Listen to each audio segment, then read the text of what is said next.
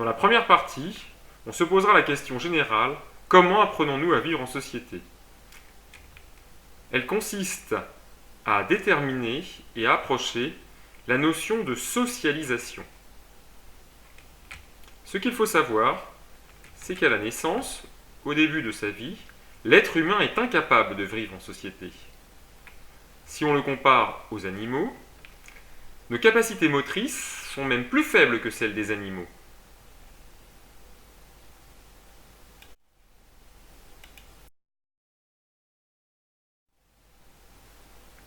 Si nous ne nous sommes pas immédiatement aptes à vivre dans le monde social, nous rattrapons très vite notre retard grâce à nos capacités d'apprentissage.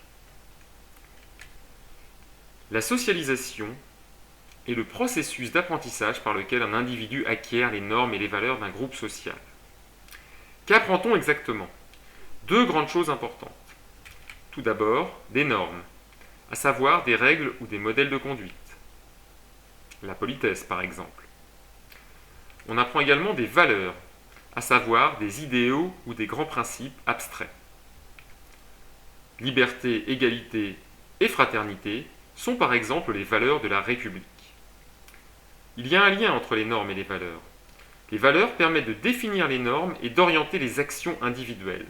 Par exemple, le respect d'autrui est une valeur morale qui se traduit dans des règles de politesse, des normes donc, concrétisées par des formules telles que merci, bonjour, s'il vous plaît, fréquemment employées dans la vie quotidienne par les acteurs sociaux.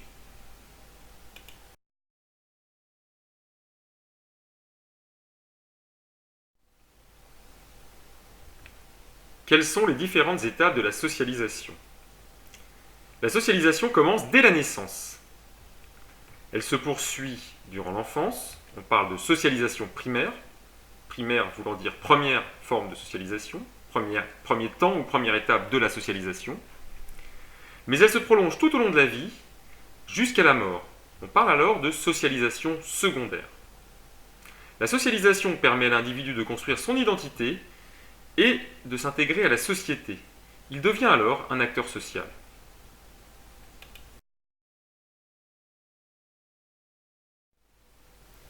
Quels sont les principaux agents de socialisation?